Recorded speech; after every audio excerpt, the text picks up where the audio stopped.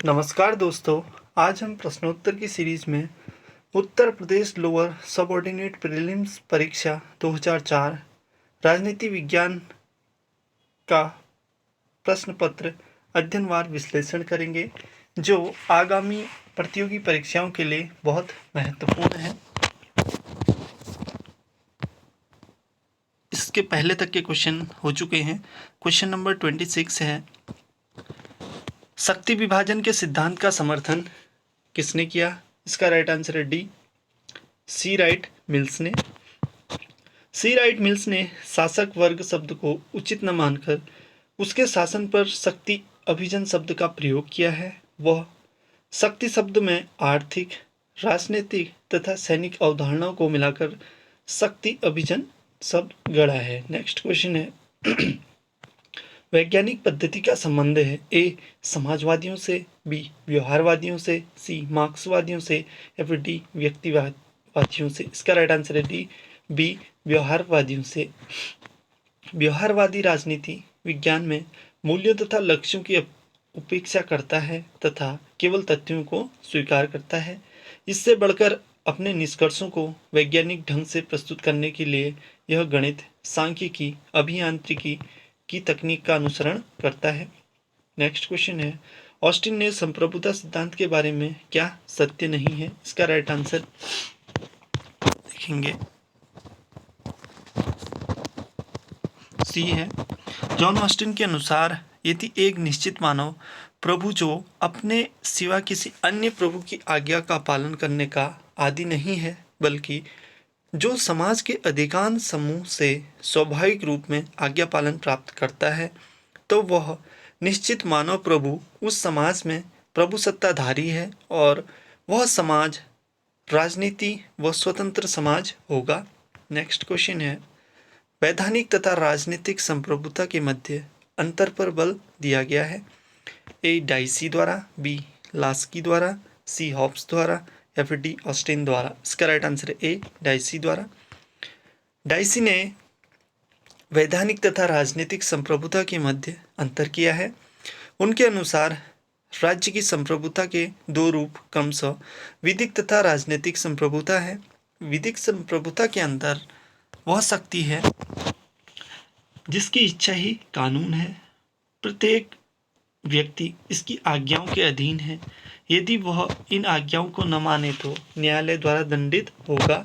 परंतु प्रत्येक राज्य में विधिक संप्रभुता के अतिरिक्त एक अन्य शक्ति भी होती है, जो राजनीतिक संप्रभुता होती है। नेक्स्ट क्वेश्चन है, निम्नलिखित में से कौन सा एक राजनीति विज्ञानी प्रभुसत्ता की बहुलवादी अवधारणा से जुड़ा है?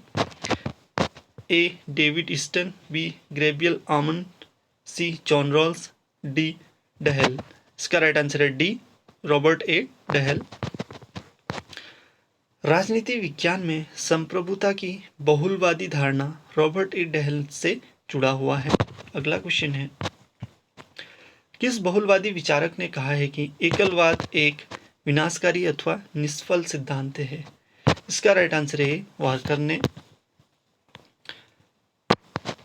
एकलवादी की चिंतन धारा के विपरीत बहुलवाद की चिंतन धारा है। बहुलवादी संप्रभुता की वास्तविक प्रकृति की नई व्याख्या प्रस्तुत करते हैं। वार्कर एकलवाद को एक विनाशकारी अथवा निष्फल सिद्धांत मानते हैं। अगला क्वेश्चन है, निम्न में से कौन एक उदारवाद का प्रवर्तक माना जाता है? ए प्लेटो, बी हॉब्स, सी रूसो या फिर डी लॉक। इसका राइट आंसर है डी लॉक।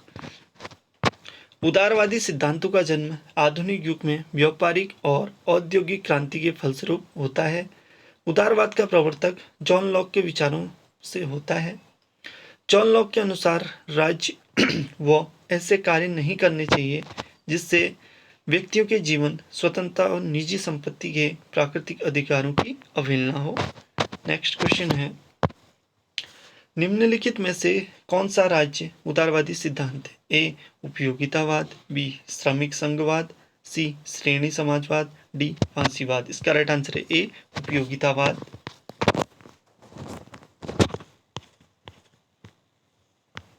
अगला क्वेश्चन है, अधिकारों का सृजन राज्य करता है, यह मान्यता है। ए अधिकारों के कल्याणकारी सिद्धांत की, बी अधिकारों के आदर्शवादी सिद्धांत की, सी अधिकारों के वैधानिक सिद्धांत की, या फिर डी अधिकारों के प्राकृतिक सिद्धांत की। इसका राइट आंसर है सी अधिकारों के वैधानिक सिद्धांत की। कानूनी अधिकार के सिद्धांत के अनुसार अधिकार राज्य की देन है। कानून के विधि निषेध ही अधिकार और अनाधिकार की परिभाषा है। कोई अधिकार असीम नहीं होता। सभी अधिकार देश काल के कानून से आबद्ध होते हैं।